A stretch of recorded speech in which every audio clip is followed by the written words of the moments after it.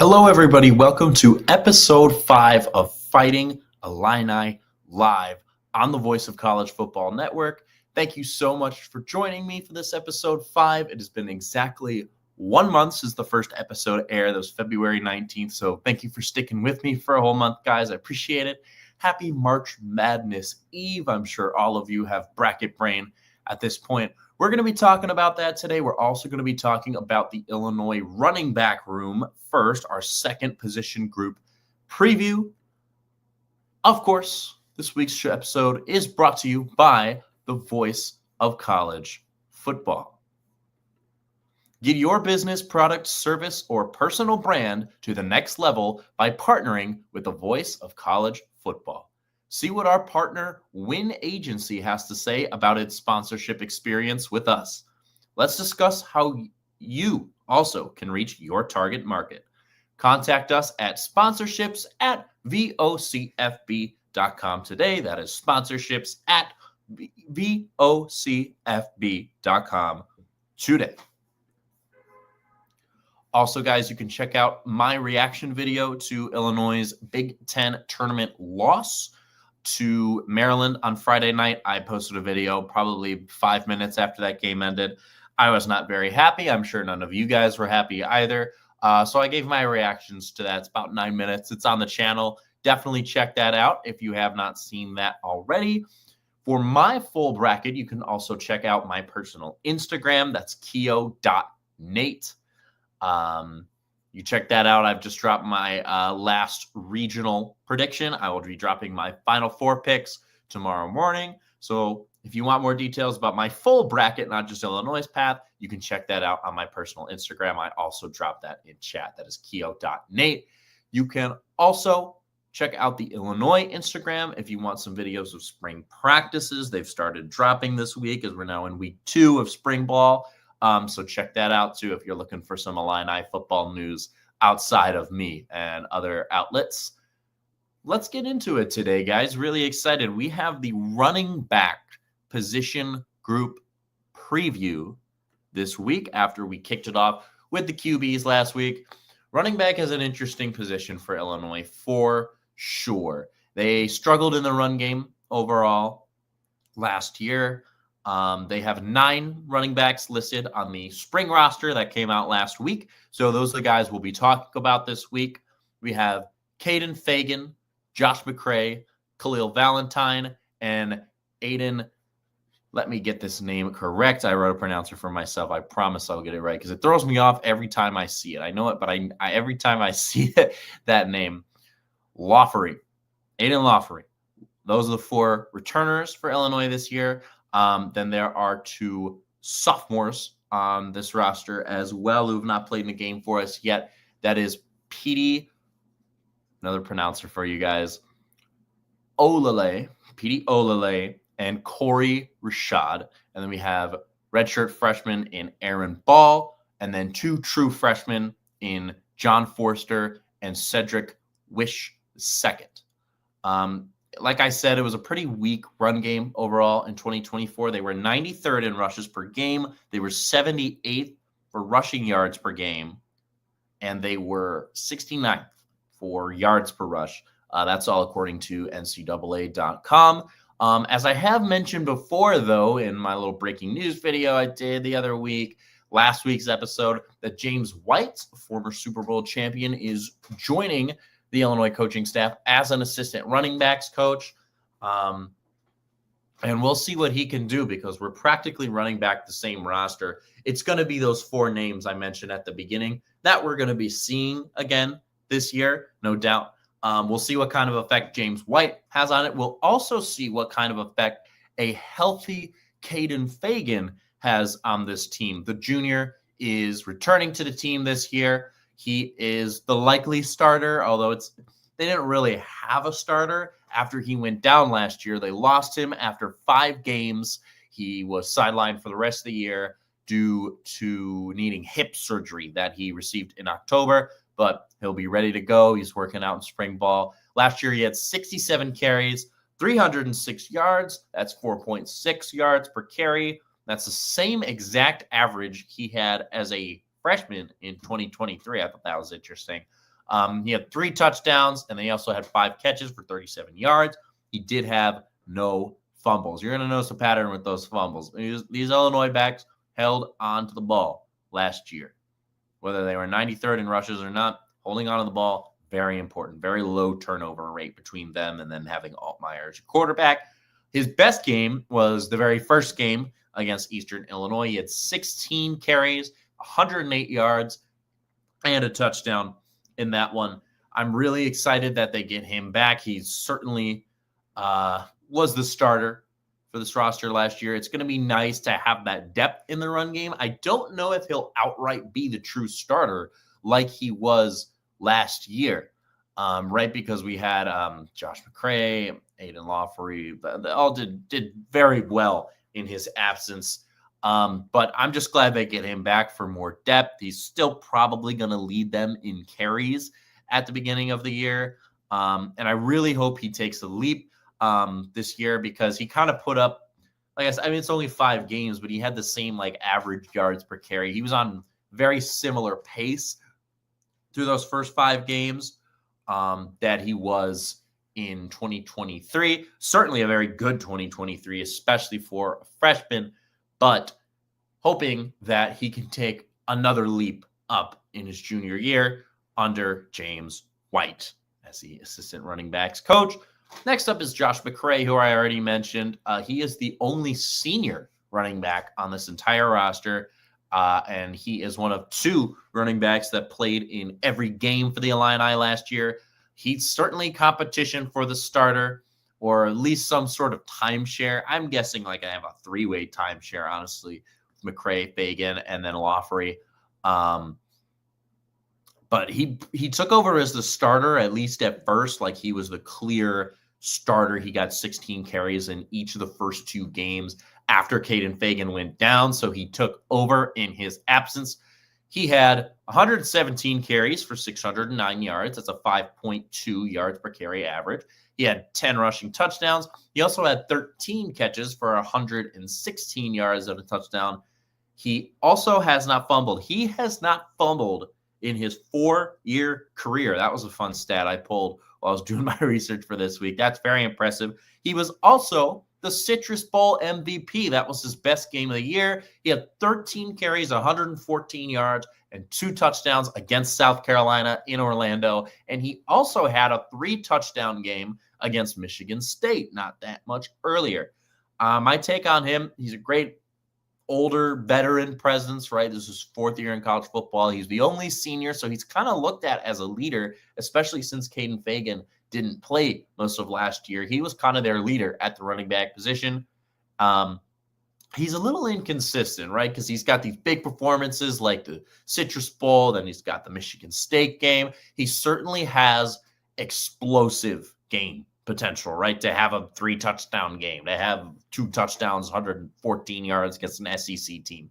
Certainly has the potential. He has a really high ceiling. I would say probably the highest ceiling of any of these Illinois running backs going in terms of single game ceiling, because he just was very hit or miss. And again, it's very unclear what his role is going to be like with Caden Fagan back in the lineup. My guess would be a pretty evenly split timeshare between them, and then Lawfrey will get a couple carries a game. But we're just not sure at this point, right? We're still in spring ball. This team's figuring themselves out. So I think that will have a big effect on what we get out of Josh McCray in 2025. Next up, Aiden Lawfrey, the other guy I've talked about. He is a junior. He is the other running back who played in every game alongside McCray last year. He also stepped up pretty big when Fagan went down, and even was getting the same amount of carries and more carries in the last couple games than McCray was at the end of the year. He had 97 carries, 589 yards. That's 6.1 per carry. That was the best average yards per carry on the team last year. He had 4 rushing touchdowns, 9 receptions as well for 32 yards. 3 of those 4 touchdowns came in his breakout performance at Wrigley Field against Northwestern. He had 12 carries, 172 yards, and 3 touchdowns, including a 64-yard touchdown against Northwestern. He's certainly also in competition for that timeshare, right? I mean, Illinois had 3 backs regularly getting carries between him, McCray, and then Khalil Valentine, I'll talk about next, when Fagan went down. So again, it's hard to see where he'll fall in this roster because we just don't know if there's a clear starter on this roster, right? But he's certainly competition for that. He'll definitely get at least a couple carries per game. He's probably not going to get 12 like he got against Northwestern, but he's certainly got some explosive play potential. And he got some checkdowns as well. 9 receptions, 32 yards. So McCray is still probably their best receiving back, at least in terms of what the stats tell us about 2024. He certainly has the biggest explosive play potential, right? That 64-yard touchdown against Northwestern. He can be explosive as well. Both him and McCray, absolutely no doubt that they can be explosive. We just don't know how they're going to fall on the depth chart, but I'm really excited that all 3 of them are back. And that is huge. I mean, we've been talking ever since that first episode a month ago, right, that this team is getting back almost its entire roster, right? Or at least the starters are all staying the same. And we have all 4 running backs that got carries for Illinois last year coming back this year. It includes the 3 I talked about, and then Khalil Valentine. So he is a sophomore. As a freshman, he got in 12 out of their 13 games last year. He had 53 carries, 212 yards. That's a 4.0 average, 1 touchdown on the ground. He also had 5 receptions for 30 yards. He also did not fumble. These running backs are very good at taking care of the football. His best game would have been in week 3, the homecoming game. He had 5 carries for 53 yards against Central Michigan. And his lone touchdown on the year was at Oregon. That was sadly the only Illini touchdown of that entire game. That was pretty unfortunate the rest of the way, but good that he got that touchdown in. He's 5'11", 190 pounds, definitely a little shorter, definitely more of a speed threat. With those 3 older running backs returning, it's hard to see him having a regular role, right? I mean, he still didn't have a regular role. He got in 12 games, only 53 carries, right? But especially with 2 juniors and a senior ahead of him on the depth chart, all who had much more carries than him last year, he's still going to get in games from time to time. Don't get me wrong, but he's likely more situational use than competing for a starting job / timeshare job with Fagan, McCray, and Lawfrey. But he's a very nice speed threat. And we certainly will still be seeing Khalil Valentine, even with Caden Fagan back, just probably not as regularly as the other 3. Now we go into some players that you have never seen before. These are all players that have not yet stepped on the field for Illinois. We have 5 of them. Not too big of a problem, right? They already have 4 running backs who got good carries last year, right? So you shouldn't be worried about that. You had 4 running backs get over 50 carries. That includes Fagan's injury. He still got 67.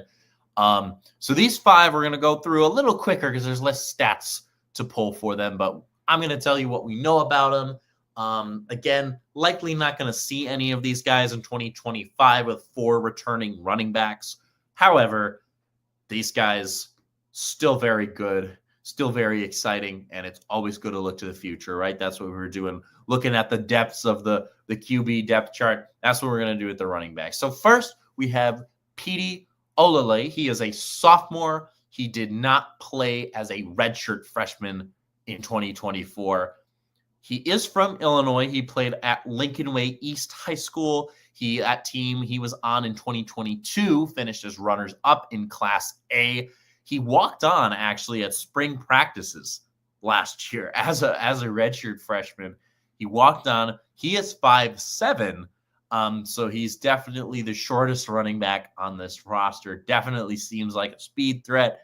Not much else is known about him, as I said. So please just keep an eye out on Petey and all these other guys in spring ball, because that's how we're going to get a good idea of what they're like and what the future of the running back position looks like for Illinois. Next is Corey Rashad. He is a sophomore. He also did not play as a redshirt freshman last year. He's from Chicago. Actually, he played at Marist High School. He was a 2-year starter there. That's really the majority of the info I could find on Corey Rashad, but do look out for him in camp as well. Again, he's a sophomore. He's a little older, so he's more likely to get in a game this year. He and Petey Olale are certainly more likely to get in the games than these freshmen that we have coming up. Just keep an eye out. That's really all I can tell you at this point. But good to see we're pulling some local talent. Here's another local talent for you. This is Aaron Ball. He is a redshirt freshman, so he redshirted the previous season. He is from Chicago. He played at St. Lawrence. He was named All-State in his senior year in 2023. He had 228 carries for 1,652 yards and 22 touchdowns. Certainly a good stat line from Aaron Ball, another Chicago kid. Look out for him in spring camp as well. Next, we have John Forster. This is one of the 2 true freshmen on the Illinois roster at running back starting this spring, and he is a 3-star recruit. He is a recruit from Montvale, New Jersey. Rivals has him ranked as a number 12 running back in the 2025 recruiting class, so that's really exciting. He got some good other offers as well, including Duke, Nebraska, Penn State, Syracuse, Tennessee, and Wisconsin. So a lot of Big Ten teams in there. Look out for John Forster down the line, one of our 2 new recruits. Welcome to the Illini. And lastly, we have Cedric Wish II. Sick name, by the way. He's another true freshman, another 3-star recruit from Fort Lauderdale, Florida. He did used to be ranked a 4-star recruit by Rivals. He then was reclassified to a 3-star. That's what the other ESPN and On3 and 24/7 Sports, that's what they have as well. So he's officially a 3-star recruit coming in from Fort Lauderdale. He had 1,284 yards and 18 touchdowns across his high school career. He had very good other offers as well. This included Florida, Kentucky, Missouri, Ole Miss, and Vanderbilt. So that's actually all SEC representation right there. He had more offers than that, but these are the ones that stand out to me as like, wow. So any SEC offer is very impressive.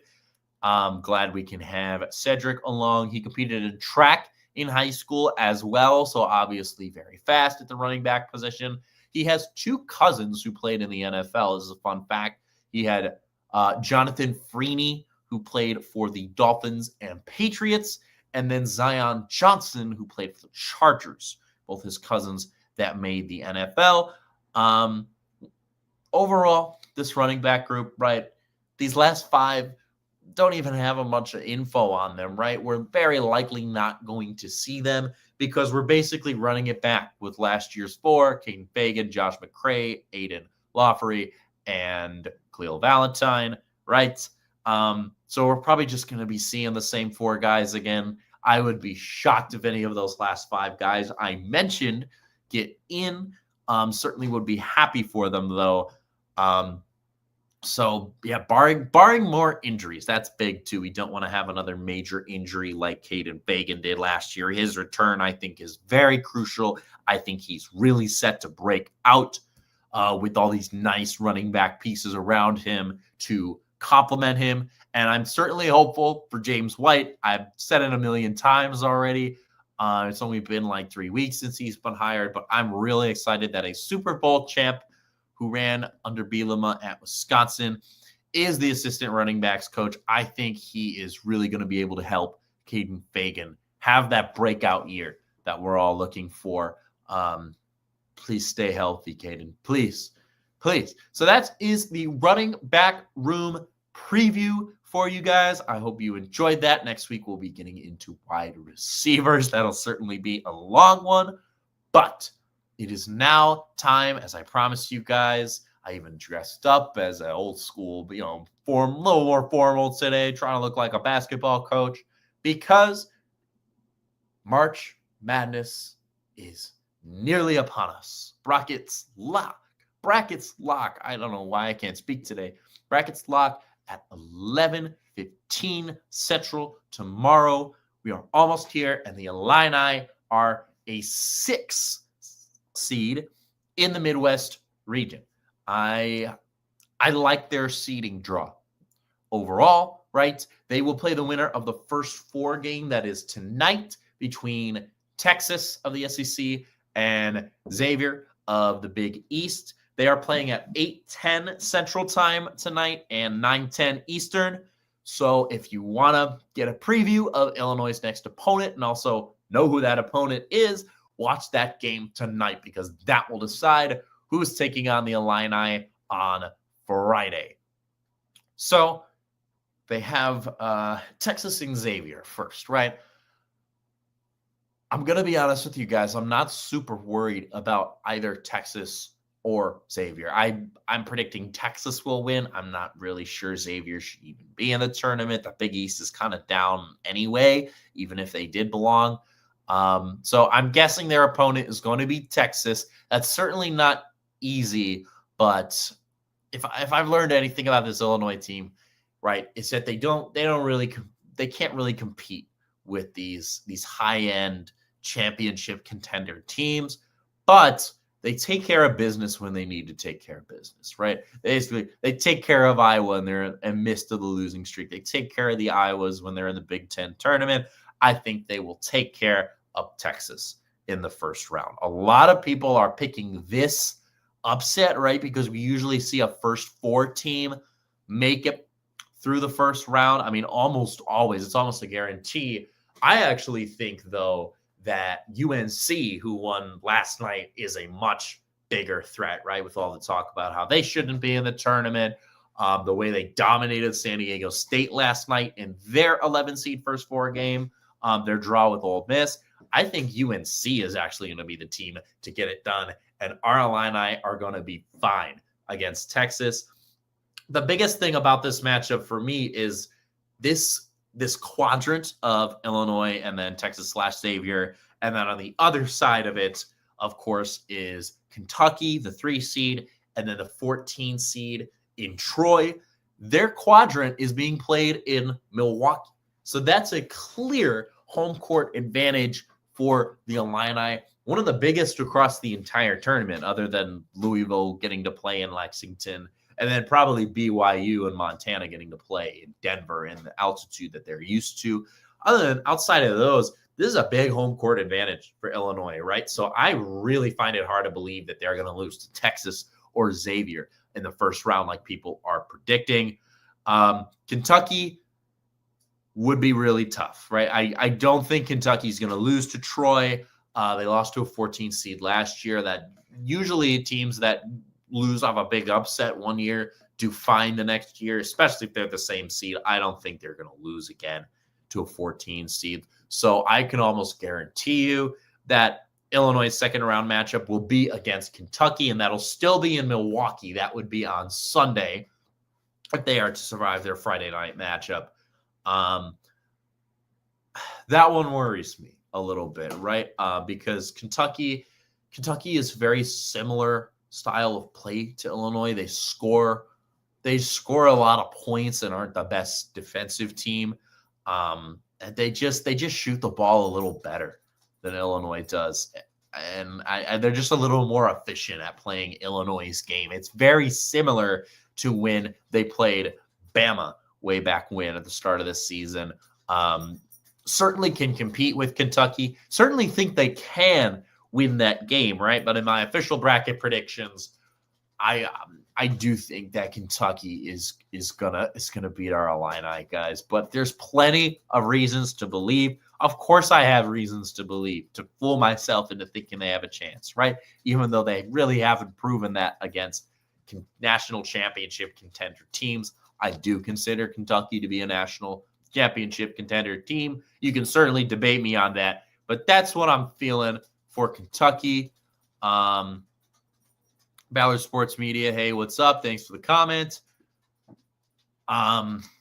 Kentucky just worries me. Again, like I said this in my Maryland video if you want to watch that from Friday night. But this team has not proven to me that they can beat a true contender. They can beat ranked teams, sure. They can beat Texas, right? I think they'll get past Texas with their home court advantage, as I've said. But they haven't proven to me that they can beat a team like Kentucky. They just haven't. The most similar game I look at is the Alabama game, and I think this one is going to play out similarly, even though that was back at the start of the season. So I do predict that. But again, Illinois has one of the highest ceilings of any team outside of the first 4 seeds in the tournament, right? I mean, they can score. I won't say they can beat everybody. They can certainly score enough to compete with everybody, and they can certainly win this game. It really just depends what Illini team we're going to get. Are we going to get an ice-cold team that came out against Maryland that is going to get beaten down in the first 10 minutes and never have a chance after that because they panic, right? Or are we going to get the Illini team that is on fire, that dominated Michigan in the second half of that game in Ann Arbor the other week? We just don't know. That Illinois is the most unpredictable team in this entire tournament, honestly. And that's just someone who's watched more Illini basketball games way more than all these other teams, and yet they're still the most unpredictable team to me. That's how streaky this Illini basketball team is. I certainly think they can get past Kentucky. I just don't see it right now. Let me know in the comments, guys, what you think about Illinois versus Texas, Illinois versus Kentucky, or even further down the road, right? So in the bottom quadrant of their bracket, they have UCLA versus Utah State, and then we have Tennessee versus Wofford. They're likely to play Tennessee. There is a chance UCLA comes out of that one. I'm not really sold that they can beat Tennessee, but if they do, Illinois has beaten UCLA this year. Tennessee, I think, would be a major problem for Illinois. I think they'd get crushed. If they don't get crushed, if they somehow get past Tennessee, which it's weird to say that they get crushed, right? Because they lost to Tennessee by 1 point. But I just think the lights of March, the lights are always a little too bright for Illinois and these Brad Underwood coached teams. So I just don't see it. Obviously, they can beat Tennessee, right? They lost to them by 1 point back in December. But I think this Tennessee team is a lot better than they were then, even though they were ranked number 1. I think the whole SEC is just going to have a field day with some of the teams in this tournament, right? I find it hard to get past Tennessee, but again, certainly possible, right? The Elite Eight is certainly possible for the Illini. They certainly can beat Kentucky. They certainly can beat Tennessee. And then the 1 seed that'd be waiting for us in our region would be Houston. I think that's an absolute nightmare matchup for Illinois if they get to that point, right? An Elite Eight game against Houston. Houston is so efficient from 3. They are so good defensively. They're the counter of everything that Illinois is. I would be very worried about a Houston matchup. But certainly the ceiling I see for this team is Elite Eight. The floor would be losing round 1. I don't see that, though, personally. So I guess I'll say my floor would be losing to Kentucky. Second round, that certainly would be unexpected. It would be very disappointing, though, based off where this team was last year. But, I mean, you got to give the young guys credit no matter what happens. This is a very young team. Our leading scorer is a freshman. So that's what I'm thinking about the Illini's tournament preview. Please let me know what you think. And you can catch that first 4 game 2 nights at 8:10 Central, 9:10 Eastern. You can also watch the Illini's first round game then. That will be against the winner of this game. They will play that on Friday night at 8:45 Central, 9:45 Eastern time. So do not go to bed early on Friday night because the Illini will be taking on the Longhorns or the Musketeers. Next week, I will have a wide receiver position group preview for you. The third of our position group previews will discuss the fallout of Illinois' tournament run, or, fingers crossed, look at their next matchup because hopefully they're still alive and they survive the first weekend. If not, we'll talk about it either way. Thank you so much, guys, for watching. We've now completed 5 episodes in a month of this show. I'm so grateful for the support, and enjoy the opening weekend of March Madness. And please, please, Illini, at least win the first game. At least win the first game. Please beat Texas. ILL, guys. Take care.